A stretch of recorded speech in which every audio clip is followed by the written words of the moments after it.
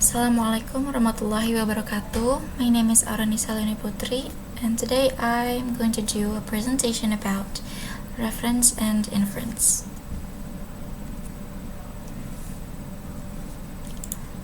So first, what is reference?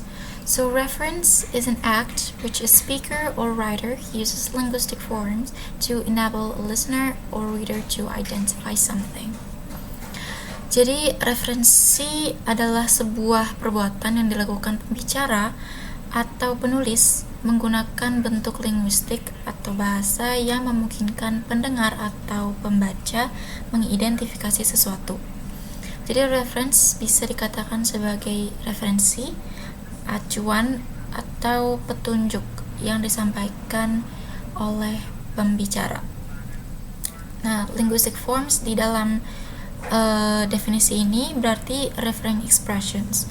Referring expressions itu ada beberapa seperti proper nouns. Contohnya Shakespeare, Hawaii, cupboard, atau kata benda lainnya.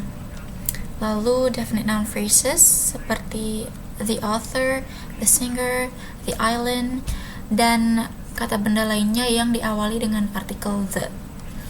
Lalu indefinite noun phrases seperti a man, a woman, a beautiful place, dan kata benda lain yang diawali dengan artikel a. Dan terakhir ada pronouns. Pronouns itu seperti yang kita ketahui seperti he, her, it, atau them. Selanjutnya inference. Inference is an act which the listener infer correctly which entity the speaker intends to identify. Jadi inference itu sama dengan kesimpulan atau dugaan yang dibuat oleh pendengar setelah mendengar apa yang dikatakan oleh pembicara.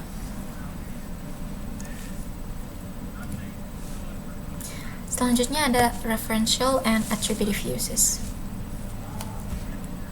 Jadi tidak semua referring expressions memiliki bentuk yang dapat digambarkan atau dideskripsikan. Seperti contoh 2A. 2A, there's a man waiting for you. There's a man waiting for you. Terdapat indefinite noun phrase di sini, yaitu a man.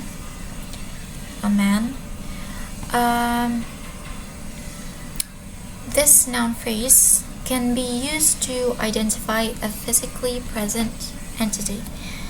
Jadi noun phrase ini digunakan untuk mendeskripsikan sesuatu yang ada secara fisik atau yang berwujud nyata. Lalu contoh 2B, he wants to marry a woman with lots of money. He wants to marry a woman with lots of money. Sama, ini ada indefinite noun phrase yaitu a woman.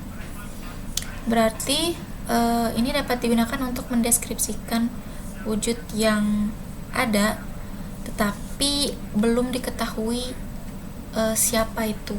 Jadi ada wujudnya tetapi memang belum diketahui dengan pasti siapa a woman with lots of money ini.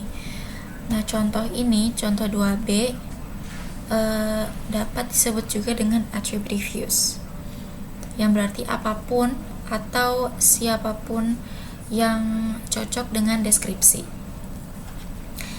Kan referential use berbeda dengan attributive use karena referential use ini berarti sesuatu atau seseorang yang sudah ada di dalam pikiran kita, dan daripada menyebutkan namanya langsung, kita mendeskripsikannya dengan hal lain. Ada contoh lagi, nomor 3, there was no sign of the killer.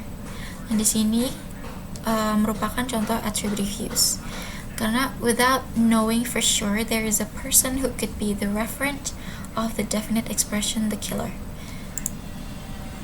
Jadi kita belum tahu siapa sih sebenarnya the killer itu. Kita belum tahu referensi seperti apa yang diberikan. Namun Jika individu tertentu telah teridentifikasi telah melakukan pembunuhan dan dikejar tetapi akhirnya dia kabur, maka kalimat ini akan menjadi referential use karena si pembunuh ini sudah terlihat atau setidaknya diketahui sedikit dari ciri-ciri wujudnya. Jadi inti dari perbedaan tersebut, attributive and referential use, berarti bahwa ekspresi itu sendiri tidak dapat dianggap sebagai sesuatu yang memiliki referensi, tetapi diinvestasikan atau ditanamkan, diberikan dengan fungsi referensial dalam konteks oleh pembicara atau penulis. Selanjutnya ada name and reference. Pada reference, prosesnya tidak hanya berlaku di antara satu pembicara dan satu pendengar, namun juga berlaku pada suatu konvensi atau adat dan kebiasaan antara seluruh anggota komunitas yang berbagi bahasa dan budaya yang sama. Berarti dari definisi ini, adanya suatu adat atau kebiasaan yang beberapa referring expressions-nya digunakan untuk mengidentifikasi sesuatu dalam keseharian. Bisa dilihat di contoh. Contoh pertama, number 4. 4A. Can I borrow your Shakespeare? Yeah, it's over there on the table. Dalam contoh nomor 4 ini, yang dimaksud pembicara dan pendengar ini bukanlah orangnya, bukanlah Shakespeare-nya atau wujud orang aslinya atau penulisnya, namun yang dibicarakan oleh pembicara dan pendengar adalah karyanya yang ditulis. Jadi buku atau karya sastra yang ditulis oleh Shakespeare. And then number 5, I'm sorry. Number 5, where's the cheese sandwich sitting? He's over there by the window. Dalam contoh nomor 5, yang dimaksud pembicara dan pendengar di sini bukanlah cheese sandwich secara literal. Jadi bukan makanan asli, bukan makanan, tetapi seseorang yang mungkin biasa dipanggil dengan sebutan tersebut. Jadi sekelompok orang, teman yang berbagi bahasa yang sama. Jadi mereka memiliki kebiasaan untuk memanggil seseorang dalam kelompok mereka ini cheese sandwich. Jadi ini bukan cheese sandwich makanan, tetapi sebutan untuk seseorang. Jadi, a truly pragmatic view of reference allows us to see how a person can be identified via the expression cheese sandwich, and a thing can be identified via the name Shakespeare. Next, the role of cotext. Cotext is the words surrounding a particular word or passage within a text that provide context and help to determine meaning. Jadi cotext ini adalah kata-kata yang mengelilingi sebuah kata atau bacaan dalam teks yang menyediakan konteks dan sehingga dapat membantu menentukan makna dari bacaan tersebut. Our ability to identify intended reference has actually depended on more than our understanding of the referring expression.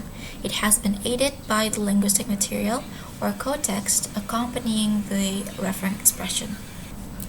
Seperti contoh di sini, number 8, A. Brazil wins World Cup.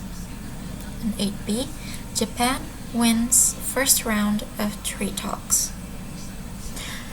Bisa dilihat, berarti when 8A appeared as a headline on newspaper, ketika contoh 8A ini muncul dalam sebagai judul dalam koran, Brazil was a referring expression and wins World Cup was a part of the context. The rest of the newspaper was more context. Jadi Brazil ini merupakan referring expressionnya, sedangkan wins World Cup ini part of the context yang memberikan kita pemahaman lebih, yang membantu kita memiliki pemahaman lebih mengenai kalimat ini. Sama juga seperti yang contoh 8b. Referring expression actually provides a range of reference, that is, a number of possible reference. There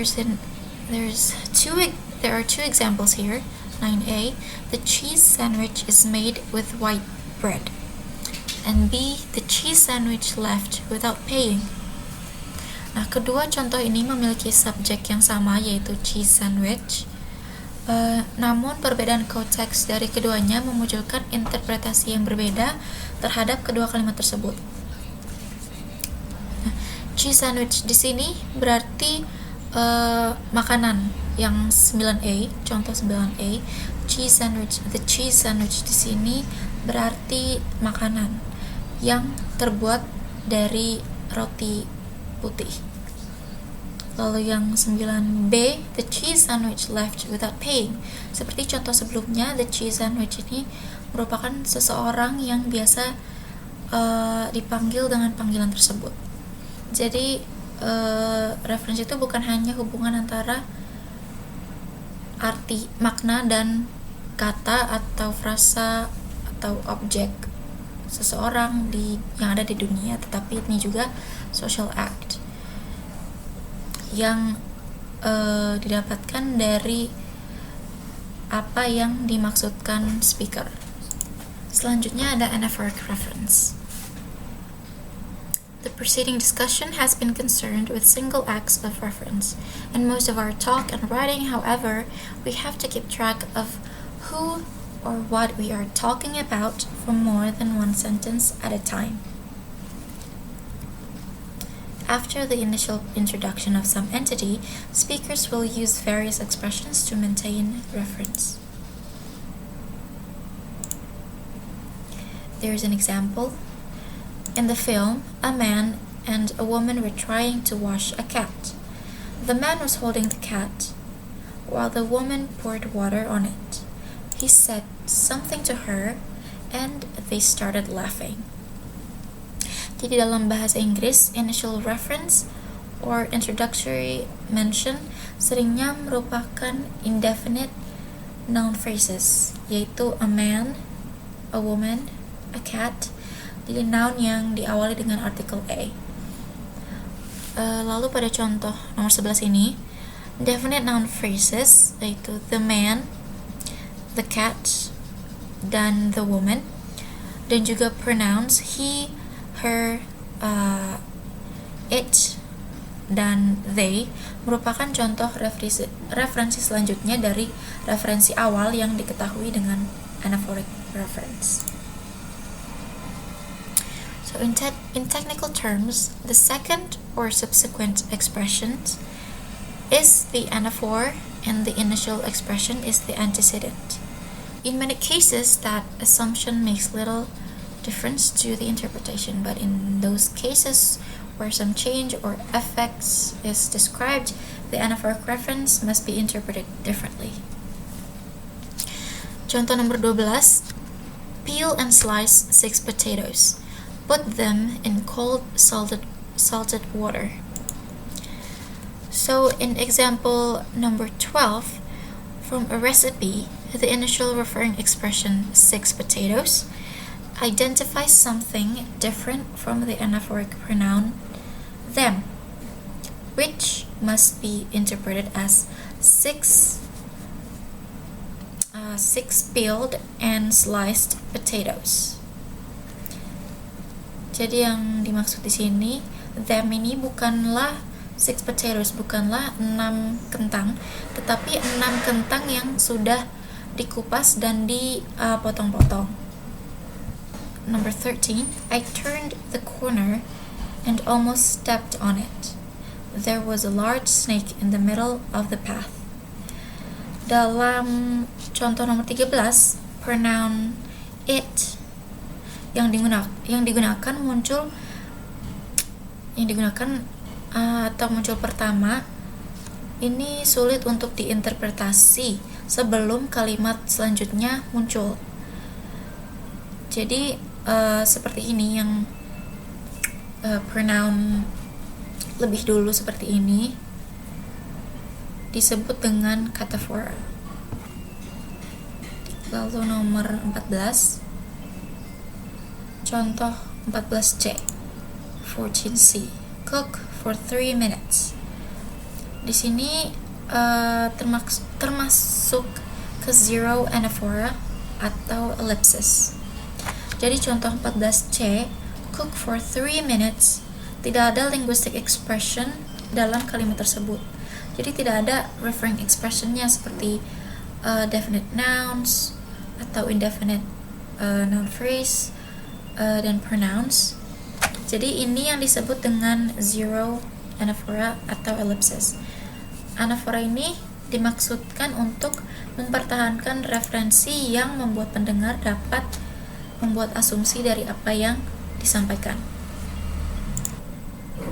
The listener is also expected to make more specific types of inference when the anaphoric expressions don't seem to be linguistically connected to their antecedent.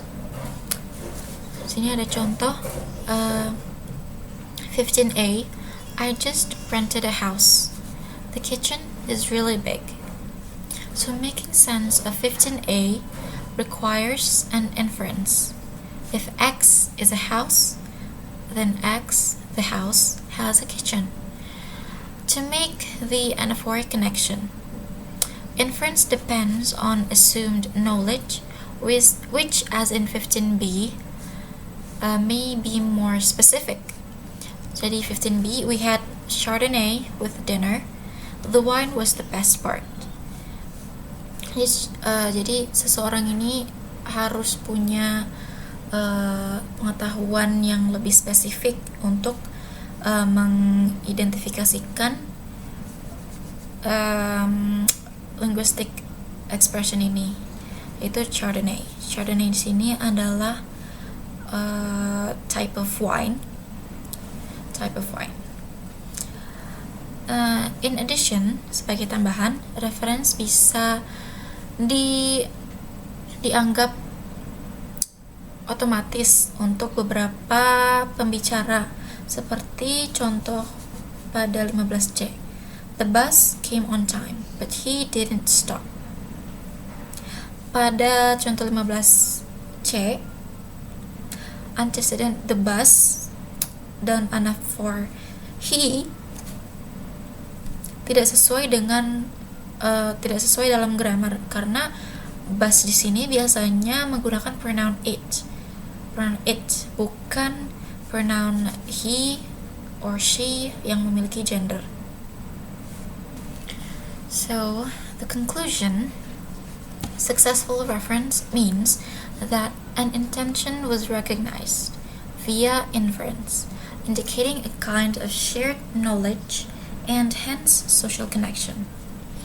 Jadi referensi yang berhasil atau sukses itu bukanlah bergantung pada tepat benar atau tidaknya, tepat atau tidaknya, cocok atau tidaknya grammar. Namun berarti maksud yang disampaikan dapat diketahui dan dipahami melalui inference atau simpulan yang dilakukan oleh pendengar yang menandakan sesuatu pengetahuan yang sama-sama dipahami, yang karena itu terjadilah koneksi sosial.